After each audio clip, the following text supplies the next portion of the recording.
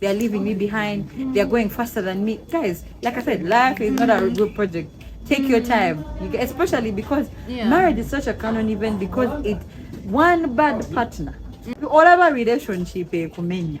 Now imagine a marriage where you've committed in front of your parents or your people, whatever. You've signed papers. Like, yes, I know people are going to say, Inga, you divorce and you leave, but like, it's not always that easy.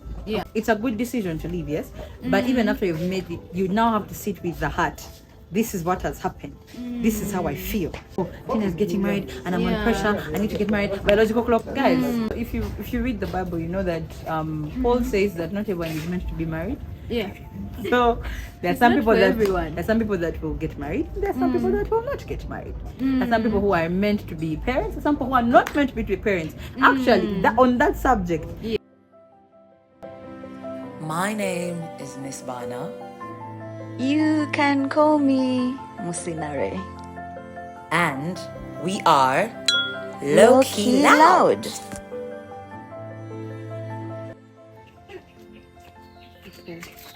It is. Manai, tutusewan. How are you feeling? Bruh, I'm hungry. At this point, we are the crew, we are the cast. We are the cast, we are the editors, we are the everything. It is us. Guys, do everything, but when you decide to be a content creator, you better be prepare. You're convicted. Prepare to be everything. Prepare to be more than just one thing. But if you can't guess, we've had a few issues with our production. But we have, as the firstborns that we are, we have figured them out. We have already figured out what works and what doesn't work, and we actually figured out what works and it's working. So But how are you feeling?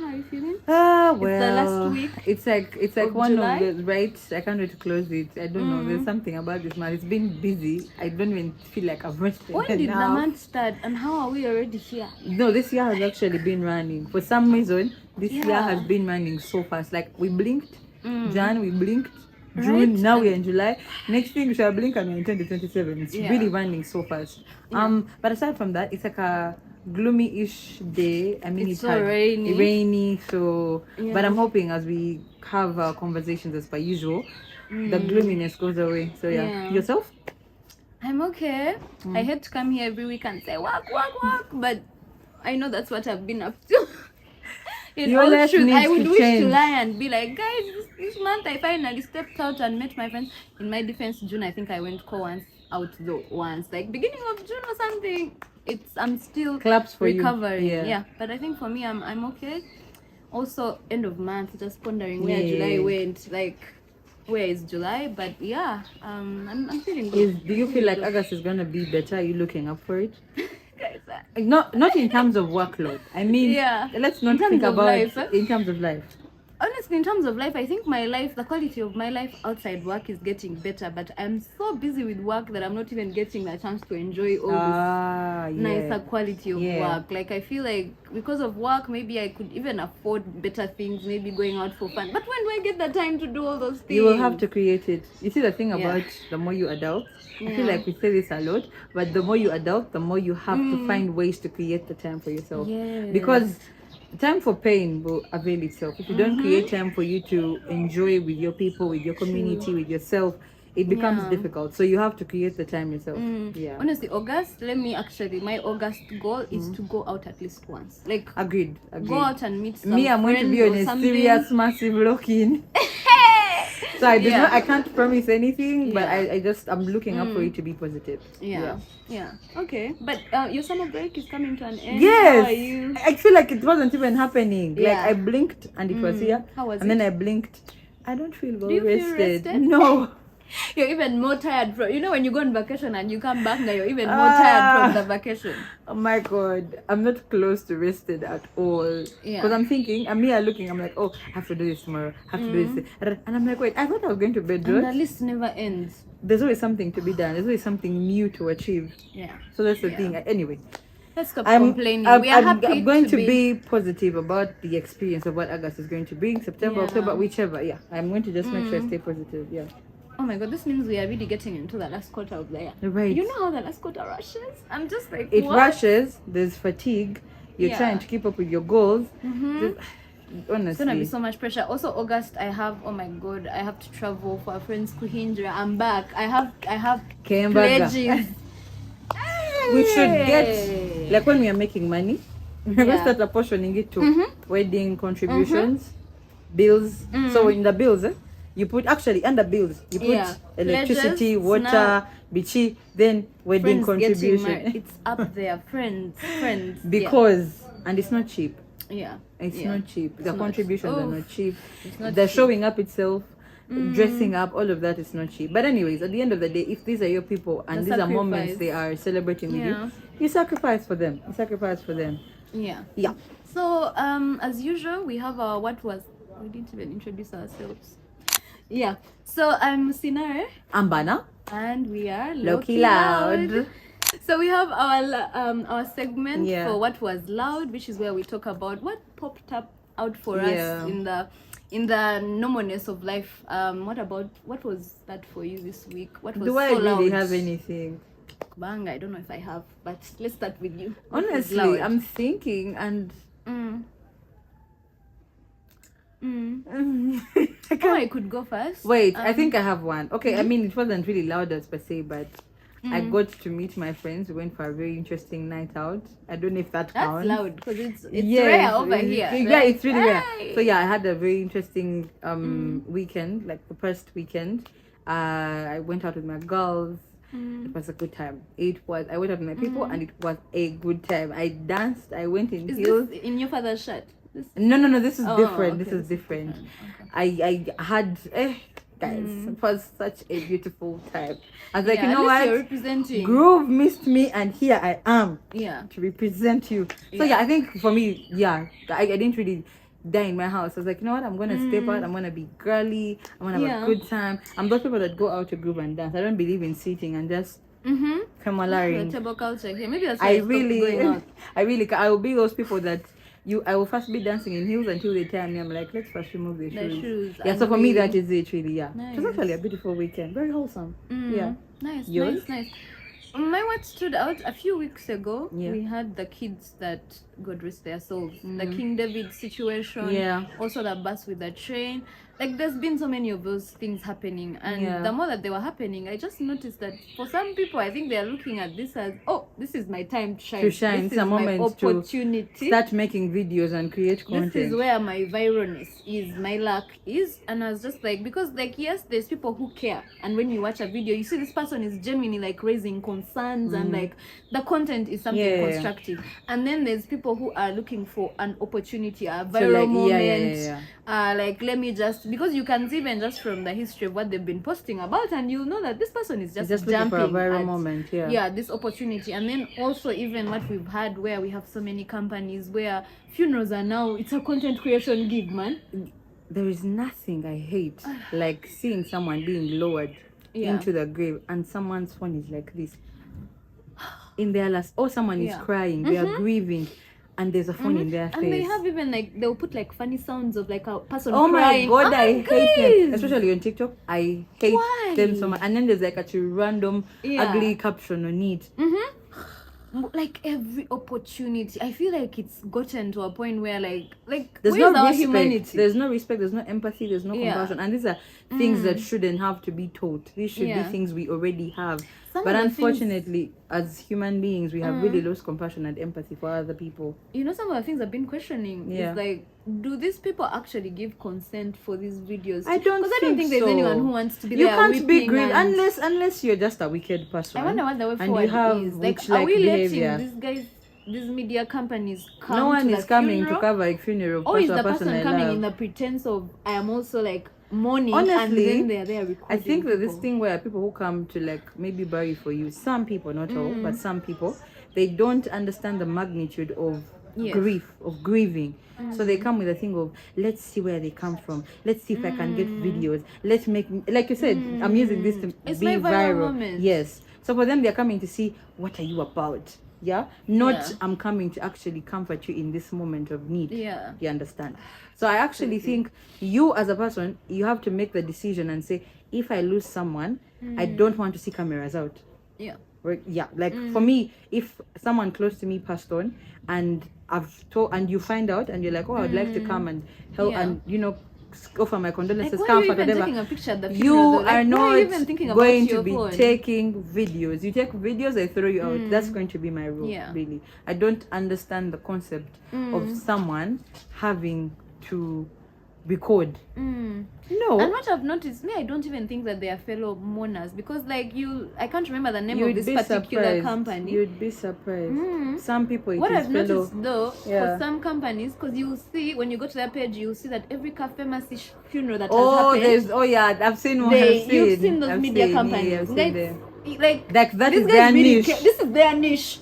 Guys, not everything is content. Like let's have some respect I feel like for we are, humanity. Yeah, but even funerals aside, I feel like we are over, because there's also just this thing of just people live broadcasting, even just weddings and what. I'm just like, but do you want everyone's energy to come into this intimate thing I was starting? I was telling someone that if by any chance I have pictures, okay, I have particular pictures that want to be posted on my wedding. Yeah. And someone has taken maybe a picture or a video of me before those pictures, and I tell you, please don't post it, and you post it, we are not going to be friends again. Okay, I feel like those are very small, tiny boundaries. Like if I say wait, this is what you should post. Which Don't makes sense though. Then wait. Yeah, you understand. Should be like able there should be some semblance of sanity, man. Unfortunately, we live in a very insane society. Everything has become content. Everything is a moment for viralness. Everything I'm not is a even moment ready. to be As for the posted. people who cry on camera, I'm not ready. I'll come for you guys another time. Like everything has become content. Like even before you yourself process it, you're on camera crying for the whole world. Can you imagine that? Like I feel like there's a borderline. There's a borderline difference between creating content and just embarrassing yourself. Yeah, and even creating through pain, I get it. Actually, I really get the concept. But like the actual thing of crying, there are boundaries. There are boundaries, guys, and we are crossing those boundaries. Yeah. I think me also, what hurts me is that with the content thing, like in relation to what you've said, the people that actually are dealing with serious pain are not even doing this. Because you're not thinking about the going people live that when your mom is dead. Do you understand? That's not the first thing that you're thinking about. Like, let me go live. Like, yeah, guys, my mother has passed on. Yeah, it's so hard. On live? On live?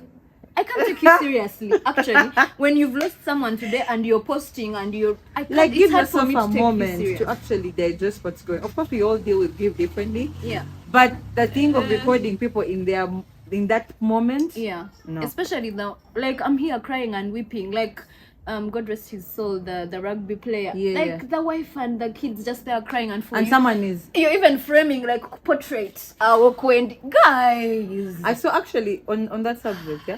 My Sydney's soul rest in peace. Yeah. I saw I think there was a watch party of sorts for World Cup. On I think at KPA, and there's a video of I think Waiki Bender was performing. I don't know if it's Waiki, but I know someone was performing, and I think they were singing for her.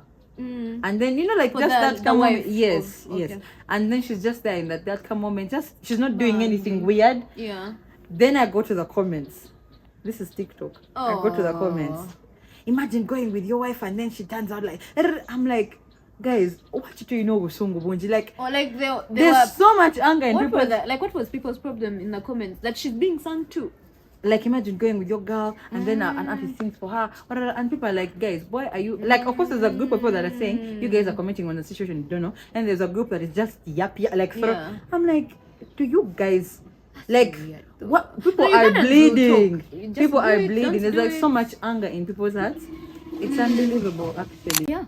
It's been making me emotional. Yeah. So it was just like wow. Yeah. Anyways. Yeah. But today, I guess we are talking about something a bit deep. I guess a bit deep, not too deep. Deep, not too deep. It's like in the middle there. Yeah. Like a balance. Yeah. And I feel like as a woman's podcast, it's our responsibility to concentrate on these topics that really are about women. And for us, I feel like don't be there and be like, but this guy's episodes, they're always talking about women. What are we supposed to talk about? Exactly. Like, what do you expect us to talk about? If you want to talk about men, Bambi, you do one. Yeah. And because we also can't talk about your experiences. Yes. Okay? We have to talk about ours. So if it offends you, We are sorry, not sorry. Yeah. So today we're going into the deep depth of womanhood, and we're looking at some of the canon events in womanhood. And a canon event is an event that is considered essential to a character's story, something that fundamentally shapes who they become. Yeah. I have a couple on my mind already, but carry on. Yeah. So first things first, what do you think is every girl's like first canon event? Like, what's that one that has stuck out to you and you still remember? Yeah. It can't be just one though. That's the I think I have like multiple. But some of the first ones that come to mind some of the first ones that come to mind immediately. Your first period. Experience in your first period definitely changes who you are. Yeah. Your first relationship stroke heartbreak. Your first friendship heartbreak. Yeah. I think the other one would be living alone. For me, off head. Those are the 4 I can think about. Yeah. No, same. Especially the period one, because it's the literal entrance into womanhood. Like, I am transitioning into womanhood. It is the literal, yeah. So warming up. Let's get into the first period. What were you told versus what actually happened? So my first period, I got my first period in like senior 2. I think at the time I was like 14, I think. But I thought it came late because when it came, no, before it actually came, I remember I was in high school, I was in Maryhill, and I remember calling my mom and telling her, "Mommy, do you think I'm going to be barren? My period hasn't come." If you had known what was this side, you would have been patient. I would have been patient. Ooh. But I think it's because the people around me are getting their periods. Like to me, I bought pads. I brought pads. There's a whole bunch of to buy pads every time. By the end of like 2 years, you have like a whole. So in my head, I'm like, I've bought them. I'm not using them. Yeah. Why are they here? What are they just doing there, doing nothing? So I remember when I called her, am I barren? What? She's like, no.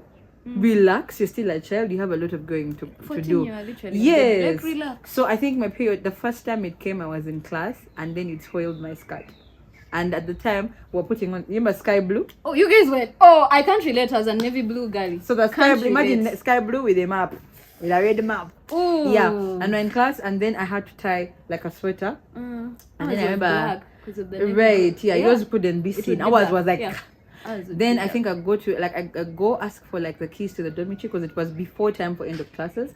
I'm like, this has happened to me. I need to change and, clean up and all of that stuff. Now the first time it wasn't as terrible, it wasn't as painful. I think my body was just saying this is what happens when you're growing. Then the second time I said I should have not spoken about this coming sooner. You were poking a sleeping lion. Also I realized that all the good, the worse the pain has become. I could agree. Yeah. No, me that was my experience of like, okay, a woman bleeds. Men don't bleed. Like, why do they not bleed? Yeah. Why are we the ones to bleed? So beautifully, when I went back for holidays, no, I think VD around there, I told my mom, "Oh, mommy, my period actually came. I felt like this, and this." So we had like, she didn't shy away from talking about it. And also the other thing is that my brothers have not shied away from it either. So I mean, I'm the eldest, yes, but I'm the only girl in the household. So, okay, past my mom, but they don't shy away from it. I think the times that I would be at home and I have like terrible cramp pains and backache and all of that, and I'm like, I can't do chores or anything, I go and sleep and my brothers cook. Yeah, so that's been my experience with the first time. Of course, it like shifted my mind, like, okay, you start and then I said, I think my days were few. Like what 3? Then they increased. Yeah, they increased. Now you're in the function. I'm in the function for real. So they increased. So I think it definitely changed, of course, how I look at women. Like, I have to bleed. My hygiene has to be like this. If I eat this, it affects my period. If I'm stressed, it affects my period. Either it will come earlier or it will delay. All of that stuff. Yeah. Interesting. What was yours like? For me, I think very much close to yours. But I think for me now, going to like, first of all, what I was told, like being younger and having like aunties or just older people, and first of all, they didn't talk about periods. They were as if they did not exist.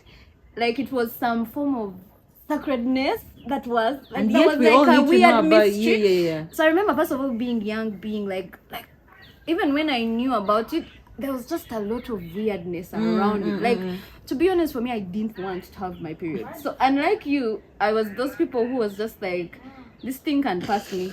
And there's a part of me that kind of felt like, it's not happening for me. Also, just like, there was just a lot of like, I don't know if it's upbringing and conditioning. There's a lot of like disgust related to that topic. Some dirtiness, almost. Okay, like, that's true. So I that think happened for to me too. I did not want to be dirty. I felt like if you're in your period, you're just dirty. Dirty, yes. I also, I think to add that, I always feel like other people know that I am dirty. And in the even people knowing that you're on your period, there's something wrong with you. I think in the first period as well, I've just remembered that resonates, because I also thought people must really think I am dirty, must be looking at me, they're like something is wrong with her. And then there's a point where I went like 3 months with not seeing anything. This is still in high school.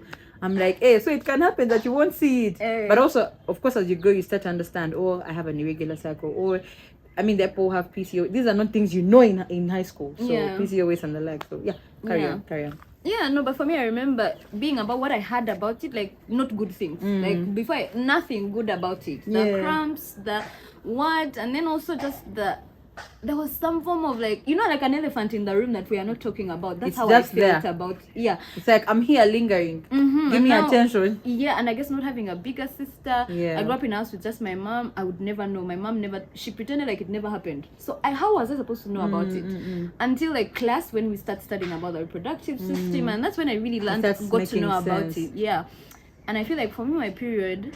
So like you, it first came. I'm saying came, but it was one drop in my form 2. Yeah. So I was like, oh my God, here we are. The dreaded thing, it has come. It has arrived. It has come. And I remember just feeling like, oh my God, I'm now one of them too. Yeah. Like that feeling that I just like, how it would be in Domga, you're showering, you see someone changing, you can't relate. Yeah. Now I was like, oh my God, no. Like I remember feeling a lot of sadness. Maybe God felt it because my period went for a whole year. It didn't come back until my form 3. Yeah, so I think that happens actually. Yeah, I guess technically I would say my period came in form 3. That drop aside in form 2.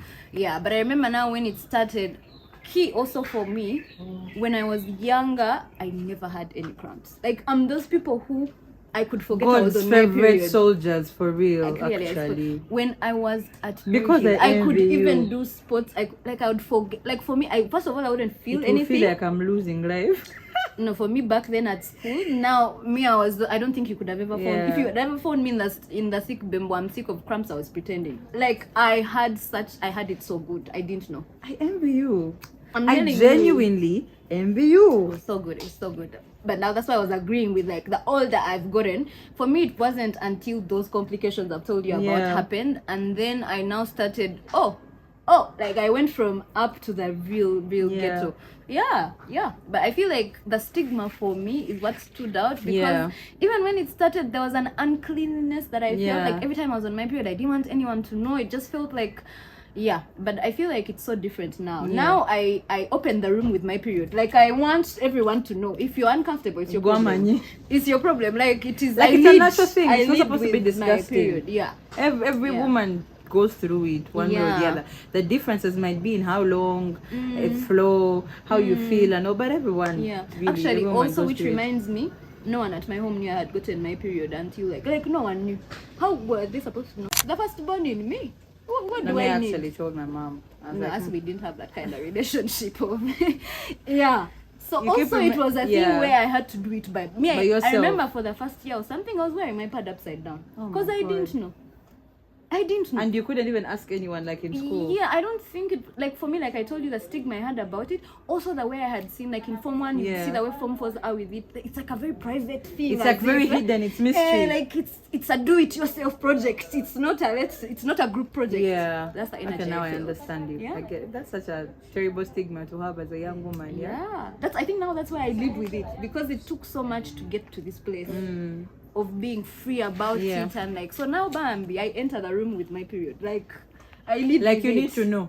Yeah, like it's not a secret. Yet back then I used to feel like, this secret, no one should know. No one should even guess. Like, if someone knows, maybe it's a sign that I'm not keeping it well properly. Like why? I understand you. The weight of keeping it a secret. Like why? May the people that have daughters do better for them and actually have these conversations about periods, and that they're not disgusting and that they're not unusual, So Okay, let's go on to a much less red Really? side of things, less bloody side of things.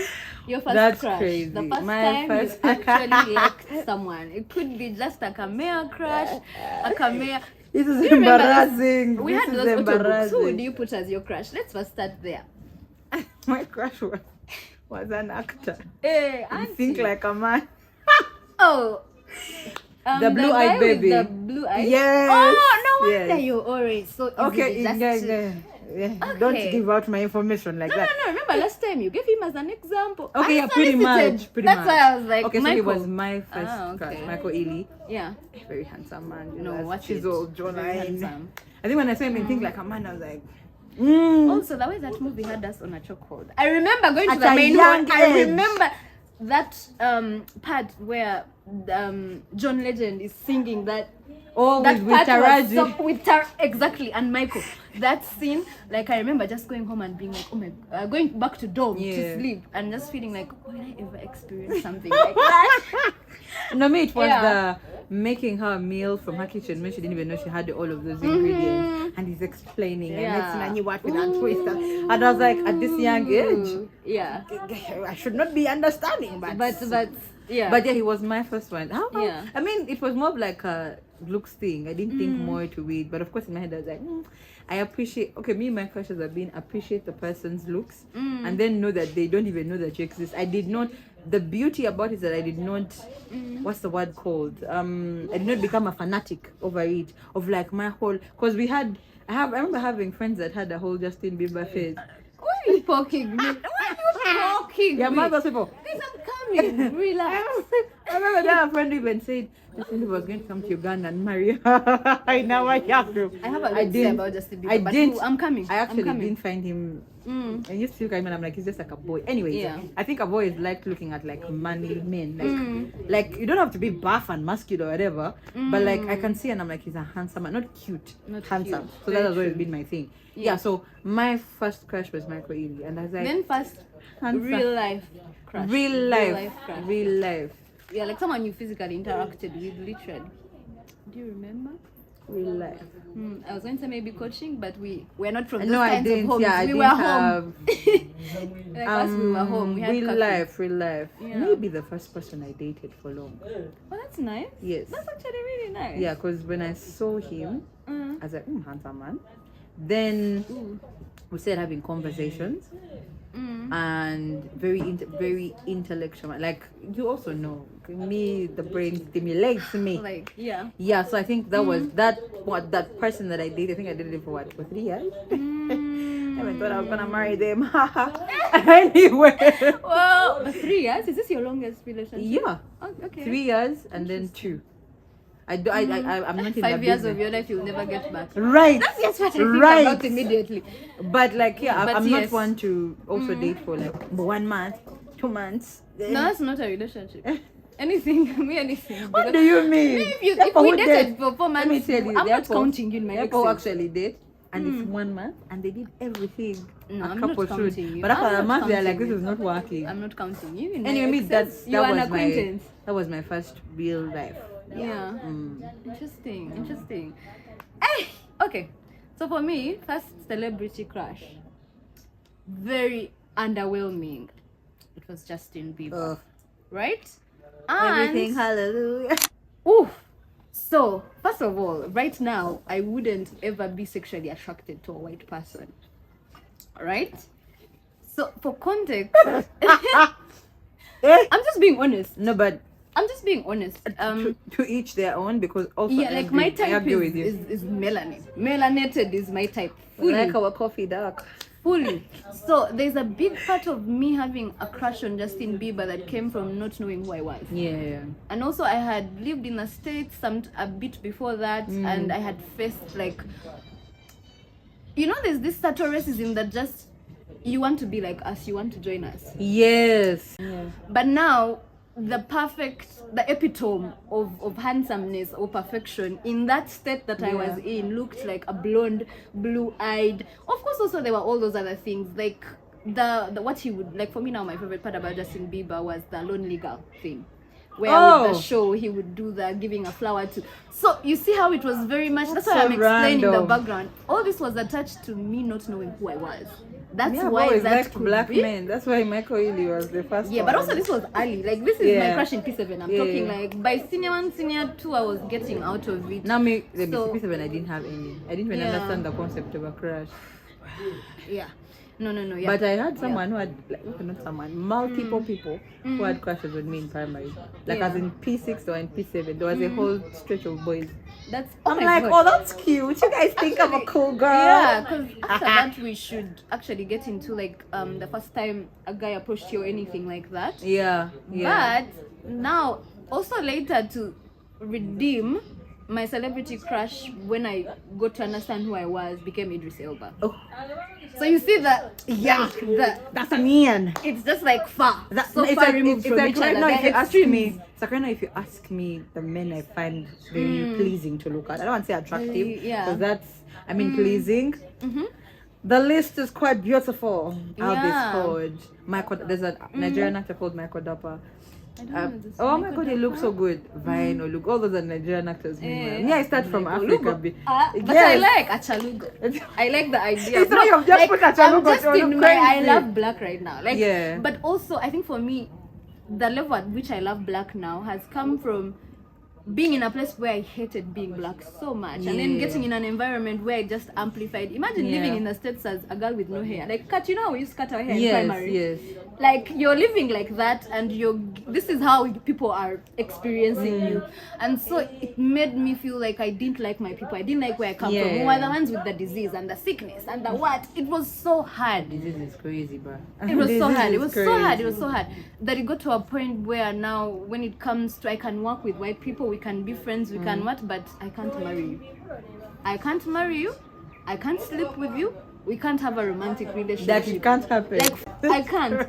But that has come from a lot of self-work. Anyway, I felt like I had to explain to you guys why Justin Bieber was my first crush. But coming the other way around, the first time anyone had interest in you, or like the first anything like that.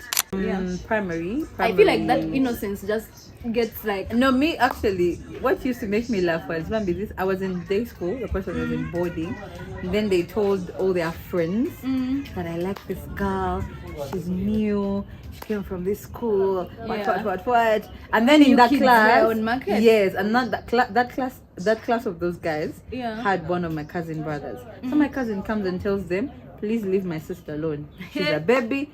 Like, you can't do anything. And some of the boys in the older class, in P7, when I was in P6, were very, they grew faster here. So I'd be there and they're like, hey, we wanted to send you for this, or they've gotten you this. Until when I go and tell my mom, like, Mommy, is it normal for someone to start doing this and this and this? No one, they didn't touch me. But I love that you could actually come to her with this. Do you think this is normal? She's like, no. Now it got worse when some of my teachers in primary were making moves. That was ridiculous for me because I could understand. But these are the realities. I want us to really talk about. Like, these are the realities of what's happening in these schools. So, and this is my first introduction to older men being strange. So you thought everyone acts like daddy. Like, guys, serious, like protective and all of that stuff. People want to see you undress and stuff. So for the ones that were in like the student situation, one of them I actually told them I just cannot. I don't even know. No, you even don't know what you cannot. Yes, you don't know what you but cannot, I just know it's not right. I cannot. You get. And thankfully he wasn't weird. He didn't try anything of like I want to kiss you or whatever. You know when you're kids, you're also getting a lot of information and you want to experiment. There's also like now curiosity. He knew he liked a girl, but he didn't try to push to touch. You get. I think even him, and he said he was still a bit innocent. But then his friends were not innocent, so they were telling him you should do this, you should do that. But then he'd come and tell me, oh, the boy said this. I'm like, oh, that's not right. I will tell my mother and father so that's not right. I think that's what helped me. Of like at the back of my mind, I knew this is not something that my parents have told me is right or I should do. So I think what changes my mind was when the teachers started. Now that the people you expect to be protecting you. That's where a problem started. And then I knew you have to always stand up for yourself. Yeah. And that's when, also now when you're learning how to say no. Exactly. And then also I think that's when I even get this thing of like all men are capable of abusing you. Yeah. So it started from then. It started from then. Agree. Yeah. Then for you, what did that look like? Interesting. Actually, you talking about those friends of his being exposed, for me feels so familiar, because for context, the primary school I was in for my P6 and P7 had a high school. Oh, wait. Thank God it's no longer school anymore. I can say these things. I remember we used to study with guys who are so much older. The classes are so dark in that big long building. So there were things happening, like you would this hear. episode is going to shock me a lot. Yes, today. like people were doing things, like people had boyfriends and girlfriends. They would go to corners. Before, you're so innocent, right? And so I remember in my P7, a boy writes me a letter. So he writes me a letter. He's like, what? Things like that. Actually, I would say we were friends. We were friends, but not on a close level. So when he wrote me the letter, I went to the headmaster. Yeah, I remember going to the headmaster. Like me, I reported. Me, I was on these vibes of this boy is distracting. Me, I'm here to learn, sir. I'm here to study. What's the thing they say? Books before boys. Books before boys. Yeah. So the innocence, but also I think it came. I don't know if it came from home. It came from the fear of, I never want to be in anything wrong. Remember, coupling was an issue at school. Yeah. They would punish people for it. So I felt like, let me come forward and let you know this is the letter. He wrote it to me. Me, I have not responded anything. Yeah. He's the one in wrong. He's the one. Me, I have not done anything. I don't know if it came from that. But yeah. So yeah, the boy got punished. I think he stood on parade. Why did they make him read out the letter? I don't remember. But basically, I think he was like, no other guy tried to make any advance to me the whole rest of the day. I think they were like, standing on business. I was standing on business. Yeah, but I feel like that's the first time that someone made like, and it was like P7, so I'd say I was like maybe 11, 12. I think we're almost doing UNEB though. You know, there's the politeness that comes towards UNEB, that people are feeling like, let me tell this person that I like them. Towards UNEB, one of my teachers was hitting on me. And he was telling me, promise me that in vacation you will not disappear. You guys. Yeah. Even if you are 20. Yeah. I'm young. I'm just 10, 11. What are you saying? Like, what are you saying? Yeah. Crazy. Anyways, crazy experiences. First experience of rejection. Oh my god. Let me be honest, I've not been rejected before. Because also I don't know how to shoot my shot. Only rejections I've gotten the work rejections. Like applying to a place and they tell you, unfortunately, those are the kinds of, but love related, I have never. So that means you've never approached a man ever? No. Do you think that comes from conditioning? Like, do you feel like women should be able, like, do you think women should just be able to like approach a guy? Like, if you see a nice guy, just approach him? Or because I wouldn't do it. I wouldn't do it. But listen, I've learned to respect people's decisions. To each their own. If so for you feel what like, are your reasons for not doing it? Conditioning. But you also think I it's can't. To the fear of rejection? No, I don't think it is that really. Have I seen anyone that I am interested in and I've told them? No. Yeah. Like, okay, maybe also the people that I have dated in the past, they started like, okay, how do I put it? Like, you like them, then they say how they feel, and you're like, oh, I also feel the same way. I don't know how to, it could be conditioning, it could be, that's just what I'm used to. That's why I've never put like one foot forward and I'm like, I like this person. I've never really. I think same. I'm not the person who would walk up to a guy, but it's something that baffles me because I've always thought like, hey, I'm empowered, but when it comes, that's why my empowerment stops. I won't. Like, you know what's funny? I've walked up to someone before and complimented them because they really look good. Yeah. And then I moved on. But I do this a lot even with women. And I'm sure the man probably thought, no, she is liking me just because of how. Guys, I keep telling people when you go up in love, you don't think that everyone is trying to use you. No, it's only when you're thinking, what does she want from me? It's only when you have been hurt a lot. Yeah. You understand? Because now you're thinking everyone is an opportunist. No. Like sometimes someone just walks to hi. this color looks good on you. And that's just And that's it. Yeah. I even do that with like my friends, like both male and female. Like my friends. I think that's one of the things some of my friends really know about me. If there's an opportunity to give someone their flowers, I will. compliment, So yeah. it shouldn't be attached to what do you want from me or yeah. Even me, I think when it comes to that rejection thing, my contribution to society is that I don't play hard to get. Like I might not I don't be able believe to in walk up to a I guy. don't believe in the concept of playing hard Me, to if I get. like you, you will know, and if I don't like you, you will know. You Like, also I'm know. very clear cut. There's Yeah. no playing I games really around. don't believe in the concept Mbu of have hard to said, get. no, I just want you to get Mbu follow it's money chase the me. chase. No, Please, I'm not a cheater. that's my contribution. I'm not a, what do they call it? Not cheater, the ones that run. I'm not a lion that you're hunting for prey. A there's- lioness. There's that thing of say lioness. There's that For thing prey. many men have No. to chase what? No. No, like okay, I feel like okay, don't make it too obvious for the person. Like, hey, here I am. But also, you don't make it too difficult. Yeah. Like, okay, if you Yeah. like the person back, Yeah, because like I'm not gonna make it so like you just come and say hi and I'm like, hey, come in. I and like I'm ignoring uh-uh. you. That Yeah, makes sense, but- really. Yeah, just be straightforward. If you like someone, Go ahead and do pretend. it. Yeah. Like, I think there are people who even I think Also, it's life is fickle, self-sabotage. guys. And I feel like Okay, me you're if I were coming. a guy, Relax on the self-sabotage. I do that. no, let me tell you. But- Me if I were a guy, and this is what I think about genuine good guys. Yeah. If I was a genuine good guy and I liked a woman, made respectable advances, and she said no, I would take her word for it, I wish that was the case. auntie. But now imagine if it's a genuine good guy, he will take all this no as a no. It's the guys who want to override your no. But Those you are know the you guys know what's will funny? end up I've with. also and this is not to even be mean to any woman or anything, because I'm a woman too. Yeah. But I've also seen how women are like when they're rejected. We don't take rejection well. No, I don't think anyone does, honestly. I think this we one are is worse. not even. Men have yes, practice. that's pretty much. I think actually That's it. most women have like been conditioned to. I have to be To chosen. receive. I Yeah. have to receive. I have to be picked. Yes. So when you're not picked, that's why pick mishas suffer a lot. Because most of the time pick mishas are not even picked. Yeah. Yeah. So Yeah. but you have to prepare your mind to know like not everything is going to go my way. Some things I will be Yes. rejected. It could be friendships, it could be relationships, it could be work, anything. And rejection just makes you like take a deeper look like, hey, Like, what do I okay, need what to work work on? What could it be that Unfortunately, not everyone has that kind of introspection. yeah, like, this they are person looking, yeah, doesn't like immediately they their are looking to words. point fingers. Like, okay, what is this person? Why did they say you know, no like to those me? men who can't call you, then the moment you say no, now they start. Nayo fana nangachi. If we But start before I talking said about that, I was looking. catcalling, You get. if we start talking about catcalling, I Yeah. think we might sleep here. Yeah, but I feel like that's also a Canon event. When was your Yes, first call? What do you cat remember? call. Cat call? What do you remember about it? I remember it irritated me. I remember I was young.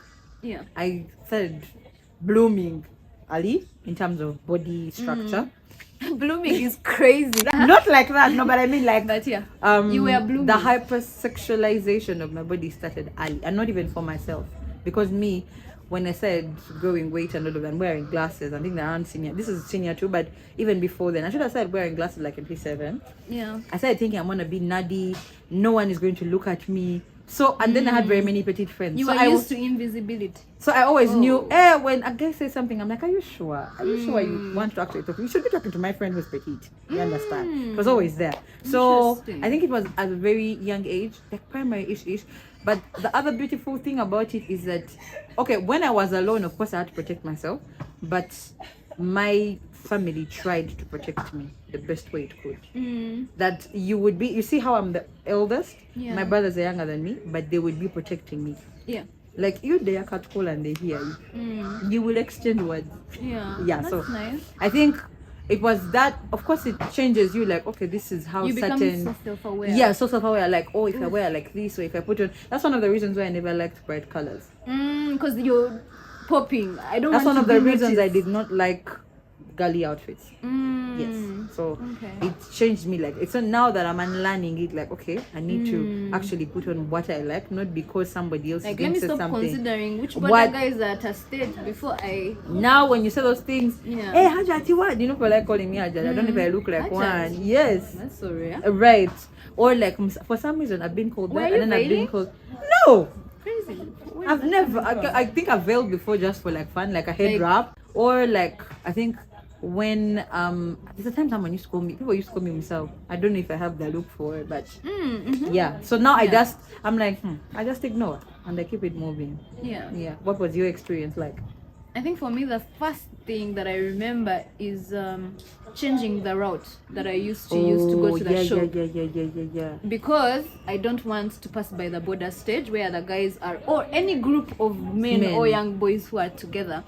I remember, but also same as you, because I think I've only been big in my life for a bit, like in like my later adolescence. Yeah. And I remember when it happened, I think because I'd been tiny tina all my life, I've been thin all my life, so no one saw it coming. Like, oh, and then when it happened, like I was endowed, like it was just this whole transition of like, I think even the border guys were like, hey, this chick has just, in one holiday, I passed by and I was now different. Yeah. So in the same way with you, I became so self-aware. Like if I wear this top or this what, like, but is it covered? Yeah, now like even the start of where I'm in a bra-free era, I don't wear bras right now, and it comes from during that time. There's an over-conditioning that I felt of, I must wear a bra even just to the shop. No one should see that my boobs are even when you're at home. Thank you. So it was also coming with a shocking, like, then the men, the catcalling, the advances from teachers, advances from what. So I feel like for me the way it affected me really is that body dysmorphia that really we're talking about. It's the same thing, and the same reaction with you. I remember getting into my tomboy phase. Me, I was even hijabbing. I remember there's a day my dad burnt all my scarves because I used to cover. You don't want to be seen. So when I would be going to the shop, I would put on a scarf, cover myself, like I didn't want any man to see me. Yeah.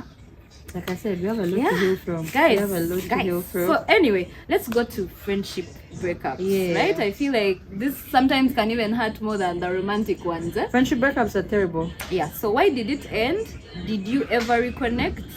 And yeah, let's first start there. Why did it end? What do you remember about it? Why did it end? And did you ever reconnect? I'm gonna talk about 3 friends. 2 female, 1 male. Yeah, I have never had a friendship breakup with a male friend. I don't know what that's. We didn't exactly. Okay, when we weren't speaking, they lied against my name. Oh, that's crazy. And I have since struggled to trust the person again. We didn't speak for a very long time. This happened last year. Actually. So when he came back to Kampala, we had a conversation and all of that stuff. It's like, you see, I miss my friend. I miss that friend that I had, but now the walls are up and it's all like of real that. heartbreak. Like I miss what we were. Yeah. So at least for him, there was some sort of reconnection. At now, least he took accountability. Even very rare. Now, the other 2, the one was in uni. Hers was even ridiculous because I never used. You know how people have like microaggressions. Guys, I'm not saying I'm perfect. You might start thinking, but for her, she's the one that is always hurt. No, I've also had my fair share of like breaking rules and all of that stuff. But there's certain. I feel like there's certain things like I wouldn't cross. Yes. So for her, now other people used to see that she had some sort of interest with a 3-year-old relationship. So with that person, and me, I never used to see it until. Wait, is this you already with said person? Yes. Okay. So everyone else would see that she would change how she talks, how she walks, when he would come around and stuff. Because you can tell when a woman likes so we just fell out. It phased out completely. Now the third one, this is one of those that have hurt me so much. To this day, I don't think there's a part of me that has released it. Like every time I think about it, this person lied against me at the workplace. Oh, the workplace. So you're messing with my money. Lied against me at the workplace. Lied about me to other people. Always felt uncomfortable with me not sharing things about myself. So she would come and do this thing where she's sharing a lot about herself. In the like hope family, that, in the hope that I will share. In the hope that we shall trauma bond and I'll share the same things. And when I would not, she would say things like, I thought we are friends. I thought we should always be there for each other. You guys had met at the workplace? We met at university. Oh, because I was about to say, my rule is I don't make friends at work. Met at university, so you guys then you guys we happened to be in the same. She was in the workplace before me, so I got an opportunity, and then we happened to work in the same place. But it became difficult because also I think she did not have very many close friends that there was that unhealthy uncleanliness to me. Like when I would be out with other people, she'd be like, "Who are you with? Let me know." I like never that get kind friendship of jealousy though. Like, you're not my partner. Like there's not one of let me you. tell you, even partner, you go out there and do your thing as long as you don't embarrass yourself No, and for me. No, the That's partner cool. thing is if you kiss someone else, I'm going to get jealous because you're my partner. It's not even. First of all, if that happens and you kiss somebody else, the relationship is over. Because now what am I doing I don't there? understand the friendship jealousy thing. No, it was weird. I remember there's a time we had gone out and one of my other friends told me, this girl has an unhealthy attachment to you that she doesn't allow you to even breathe outside of who you are. Like I would go home, you know how we've mentioned here that me I like to go home on like random Sundays and for dinner and stuff. I'd go home immediately. I'd rush home like this. She's calling back to back. When are you coming back? Also, you over visit. Oh, I'm where your mother. Listen, auntie, to my place. No, you're also over visiting your people. You need to come back. I'm like, that's strange. Yeah, that's. But like, I think the thing that sealed it off, she lied about something so grave. I'm not ready to speak about it right now. Maybe one day I will. But it was so heavy for me that I was like, if you can lie against me like this, and you know what's funny? She left that particular workplace before me, and there were things that were being said about her and her character. I was here defending her character. This was before I found out this information. And people started telling me like, but did you know that your friend looked at you in this light? Talking. And you know, if it was one defending. person, if it was one person, I would have said maybe they just maliced her. Yeah. There were like 5-6 people. Ooh, then that means it was true. And they were saying the same thing. Oh, there's no smoke without fire. I was like, you know what? So I remember when I left that particular place to a different one, I remember her finding out and then texting me, telling me, oh, you need to do this. Like, giving me rules about what I need to do where I'm going when I've not been speaking to you. I just said, thank you for your concern. Blocked. So I remember at the time there's someone. Yeah, this is last year, by the way. Yeah, wait, is it last year? Is this last year or 2024? No, I think it's last year. Yeah, I think it's last year in like July there, June, July. So I remember finding out all of these things and I just said, I'm not going to speak to you. There's nothing else for me to say.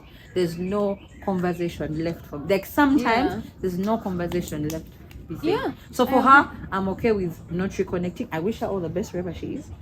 But I don't want to reconnect. And she has tried to ask people about me, like mutual friends. How is she doing? And I told them, guys, even when you meet her, keep me out of your mouth. Don't talk about me. Don't bring my name out. Don't say anything about me. Go meet, talk about your things. Simple as that. So of course it changes you because you start thinking, okay, now I have to move like this. And there's also that thing of like, you have a part of me has had to, I'm on the journey of unlearning to not create disappointment before it comes to me.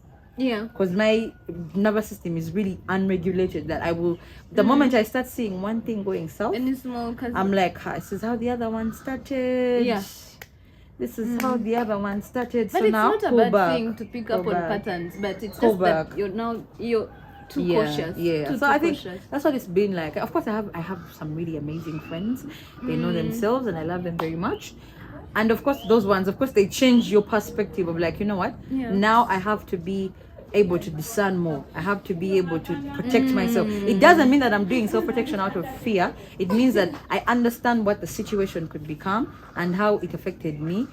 It changes you, you know. It makes you look at emotional intelligence. How do I now look at my friendships? How do I show up in my friendships? So yeah, pretty much that. Yeah.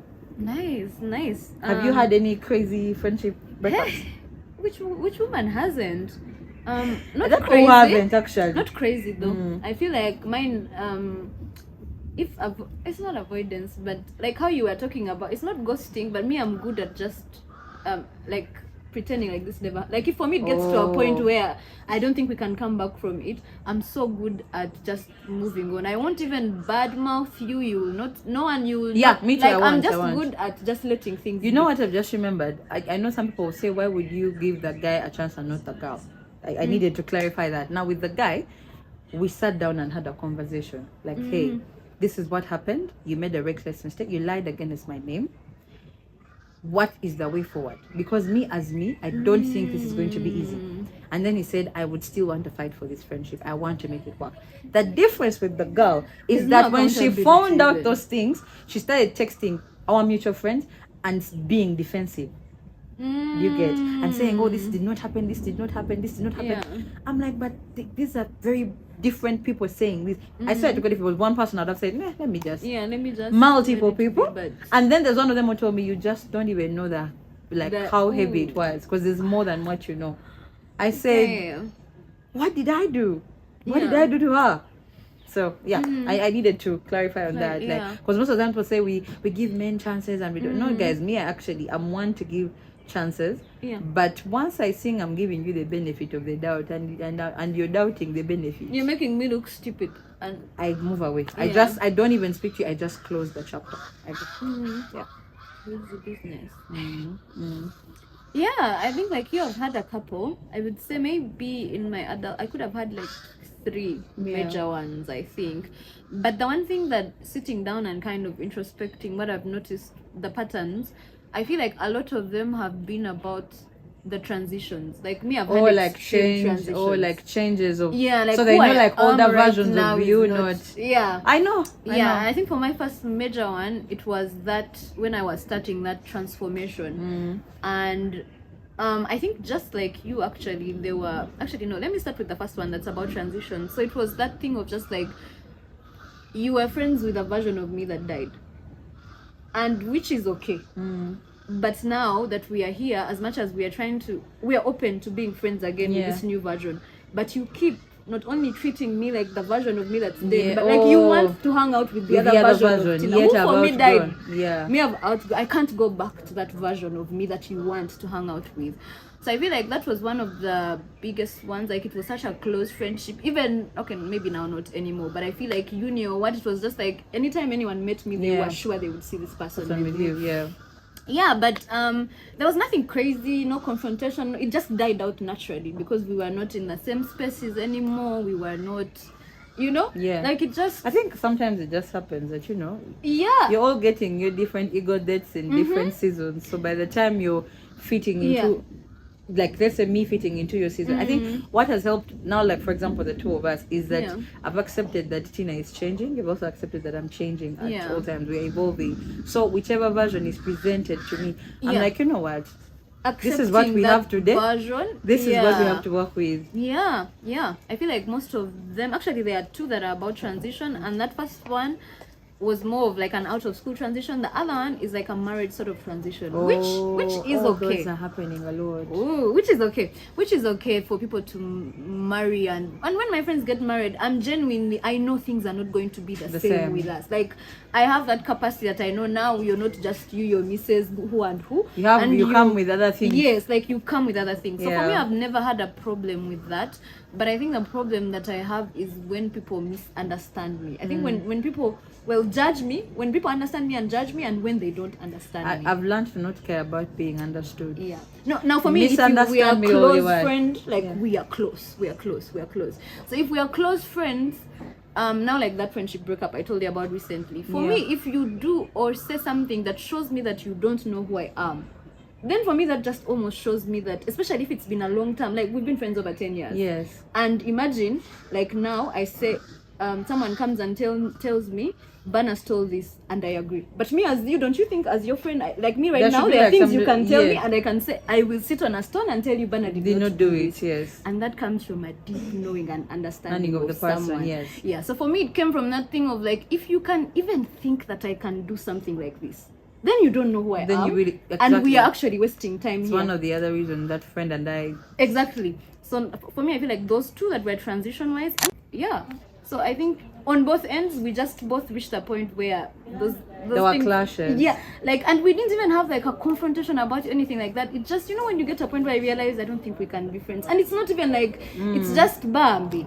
We've tried, but it's not gonna work anymore. Yeah. Especially now when men get involved, and on both our ends, to be honest. It's funny. So, the main ones are not even that many. It's always been like something that you've just cooked up. Like yes, we hurt people. We say things when we are angry and stuff. But how do you get back from it? For me, I found the transition ones to be the big ones. Like how to survive transitions, like in a friendship, should And you be it should be a class on its own. Yes, like a master because class. people are getting married, people are having Yes, children, so how people to are relocating, people are changing healthily. jobs, some are unemployed. Everyone Yeah. is going through something. Who you have in that period, it matters a lot. Yep. It matters Yeah. a lot because everyone Yeah. is dealing with something. Yeah. So I think actually for the transition one now, there was also like I was talking about judgment. Now for me, one of the things that I can't handle is when someone thinks that they are better than others. Or just because of a particular step they've made in their life. Yes, a particular transition. I have a story. Oh, I have a like story for me, about Bambi. this. Someone told me that Yeah. I left their wedding group, but I told myself I'm still going to contribute, but I just don't want to be in the wedding group because it felt like a lot of pressure for me, and also I was really dealing. This is June this year. Yeah. And this person told me that it's giving. I'm unhappy for them, and I want them to know it. Oh, yet I you're was dealing like, with your own personal. Guys, what is this entitlement?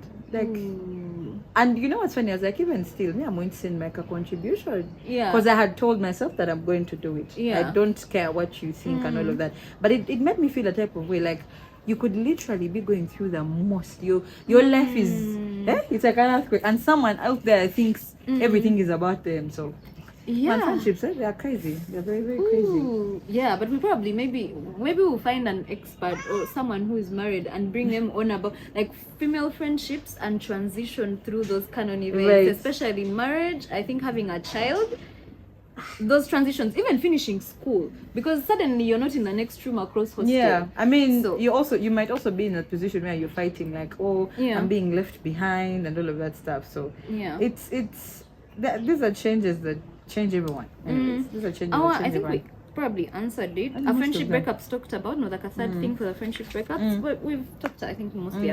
Friendship breakups are not talked about, but I think they are happening way more often. And than... they actually hurt, I think, the most than romantic breakups. Yes, no, me. Even just those 3 ones that I'm talking about, it's not that I don't miss these people. I miss them. Like I miss them so Nah, much. Sometimes I'll be I there. don't miss that, babe. Yeah, now for you, someone lied. No, lying against you is something else. I mean, don't, these ones I where it was don't. transition and what. The Yeah, one okay, where those I felt ones, yes. judged, no. But I mean the ones where it was that just particular one, transition. I do not miss Yeah. anything about it. Yeah. I think I think decided if to someone can close. stand up and fabricate a whole lie against I you, said, you that's know what? like a sign of someone you need That's to psychosis. stay away from. Like, That yeah. is psychosis. But anyway, me as me, I said close the chapter and I closed the chapter. The time I went home, because my parents knew her. Yeah. And then my mom is like, oh, by the way, how we saw and so I'm like, I don't know. My mom is like, you actually closed the chapter. I'm like, yes, I closed it and I meant it for real. I have no idea what is going on in her life. Yeah. And I don't want to know. And I I don't wish her want all to the know. best. I want her to thrive wherever she is.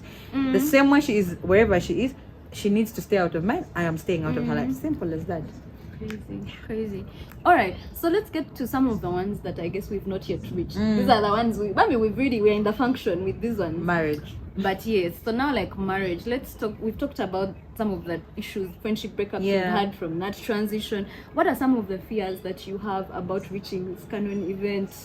Called marriage. Yeah. Let me see. One, I think about the fact that love alone is not enough for a marriage. Yes. Two, I think about the fact that when you get into a marriage, you have to understand that you don't have to argue to win.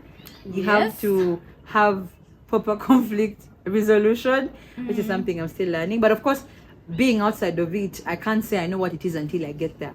Three, the concept of childbearing, especially because I don't know if I want to have them. But the conversation is still in my head. Yeah.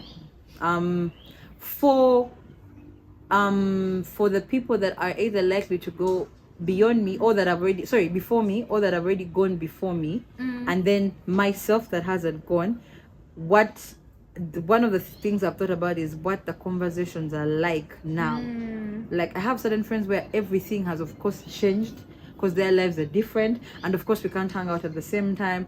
Timelines are difficult, so I wonder when I also get into that institution, what will it look like for my friends who either will be married as well at the same time or will not be. Then the other thing I have thought about that could be a fear is will I the pressure to make sure that you don't fail at it. Of course. I think those are mine. But what about you? I think for me, first of all, my biggest fear around marriage, and already just how we're saying it's a canon event. Actually, before I even get into that, I feel like in Africa it's the canonist event for women. And like this is not healthy. True. There is a way we've just been raised to get married. It seems like the biggest thing you're looking forward to, is the marriage. Most you have to you have to prepare to unclog your mind. Yes. That marriage is not the only achievement. It's a good thing if you want it. But if you don't, it is also okay. It can't be all. So I feel like even just naturally, you grow up just looking at it as your biggest canon event. And I think my biggest Do we grow up looking towards marriage, especially for girls, or the wedding first? Actually, the wedding.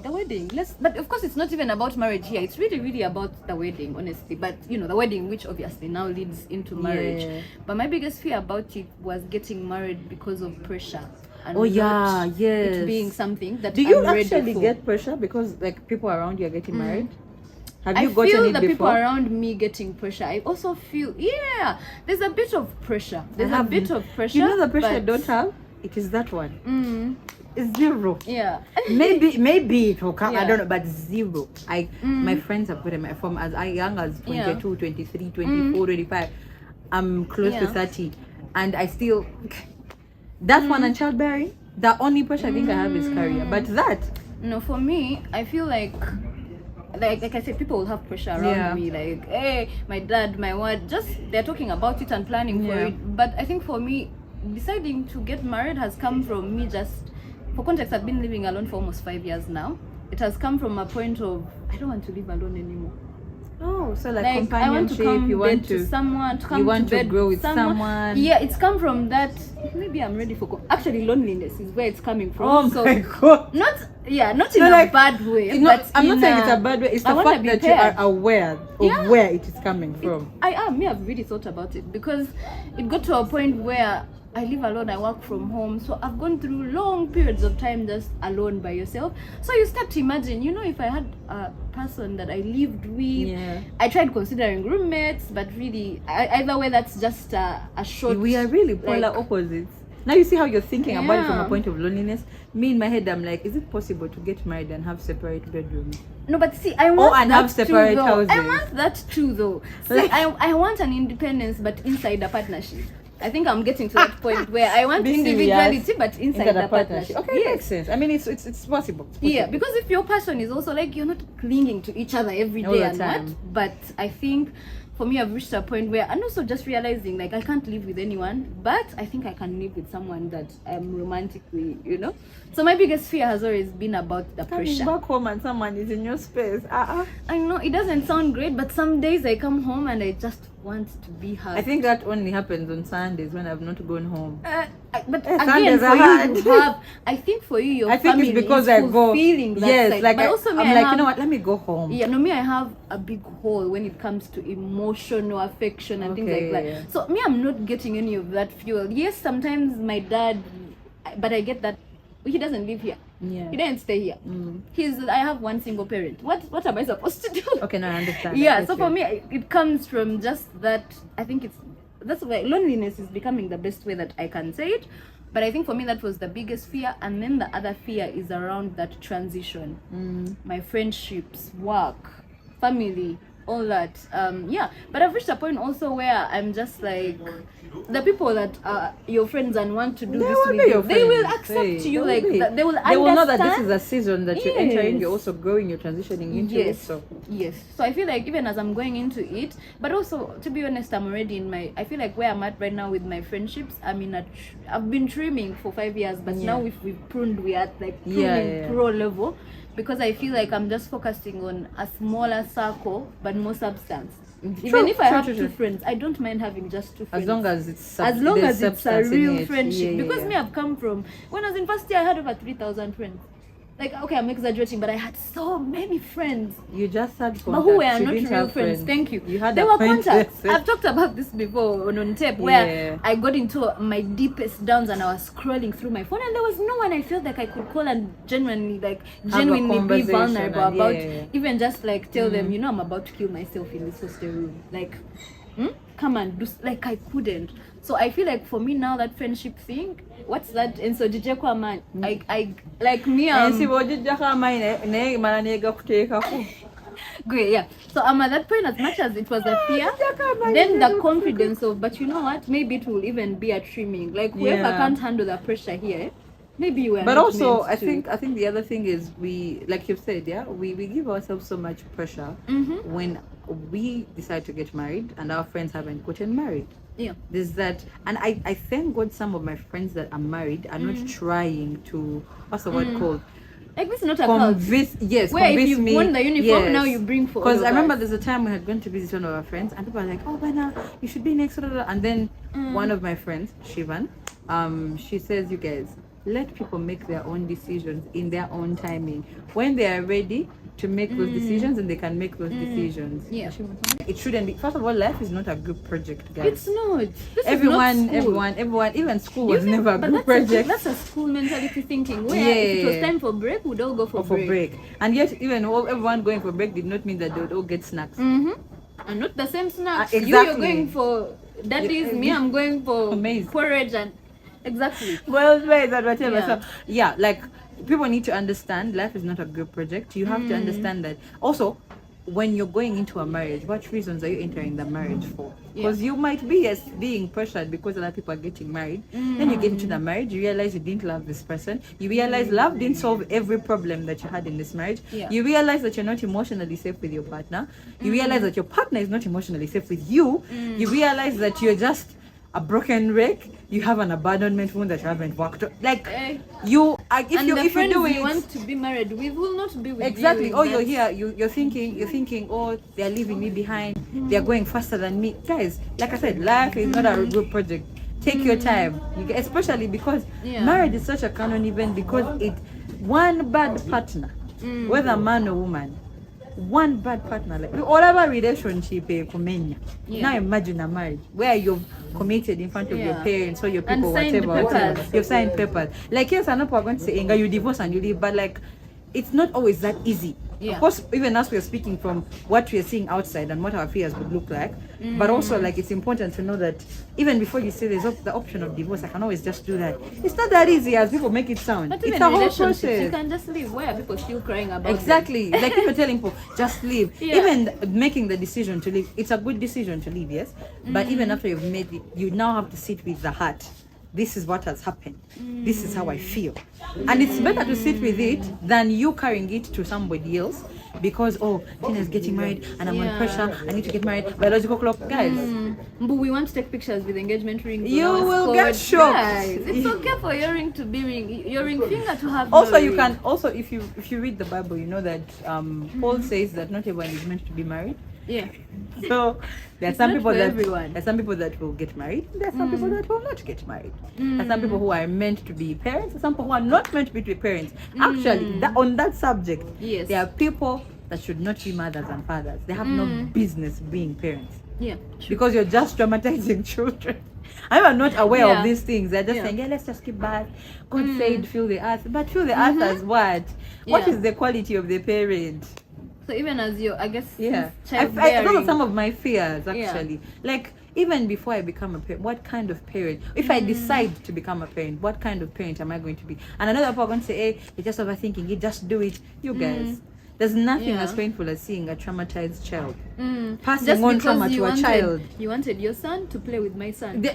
That's just because But of sweet. that. No, like things have to Yeah. be thought through. Anyway, this is us speaking from outside. Maybe the people that are inside have better insight, but this is what we are seeing from the outside. Yeah. We need to make that clarity. I think for me, when it comes to childbearing, my biggest fears, I don't think for me it's ever been about how old me. I'm okay with being that 50-year-old running around with their 6-year-old. All my other friends' kids have graduated and even gotten married. But for me, my biggest fear has been about being able to financially provide for the child. Actually, like it's my biggest bambi. That, but also not only financially, but also being, because you see, with me having money, I probably have also more time to invest in the emotional development of this child. Like, fair enough. I mean, whatever, they work together. So those two things for me are what's been important. That yes, I get to that point. So those are the fears I have, and of course the partner that I'm having those children. For you, you've with. mentioned like the partner you're having them with is important. Me, on the other hand, it is me first for me to decide: do I want to be a mother? Then I can think about what kind of person I would want to parent the children with. Until then, I am going to keep exploring and introspecting within myself on whether I want to be that. If a day comes and I wake up and say, you know what, I think I would like to give it a shot, and not because other people are doing it, not because it's a group project, then I will. So it's one of those Canon events that not everyone must go through. But it is definitely a Canon event.